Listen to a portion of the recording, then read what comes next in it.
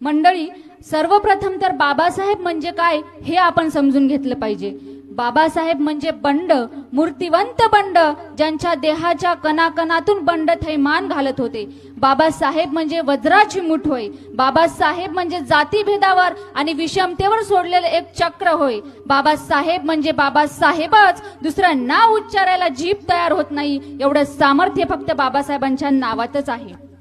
मित्रांनो, बाबासाहेब म्हणतात की काळाच्या प्रवाहात जर टिकून राहायचं असेल तर आपल्या पूर्वजांच्या वाट्याला आलेला भूतकाळ आपण जाणून घेतला पाहिजे, तर भविष्य काळात होणाऱ्या चुका सुधारता येतील आणि वर्तमान काळ चांगला घडवता येईल।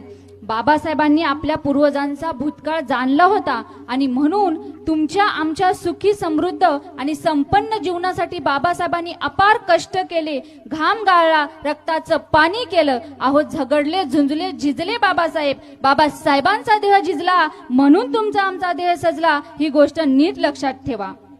बाबासाहेबांनी इथल्या गोरगरिबांना, दीनदलितांना जागं केलं, त्यांना आपल्या हक्काची, बुद्धीची, बळाची, ताकदीची जाणीव करून दिली आणि मग हातात लेखणी घेऊन हा समाज बाहेर पडला।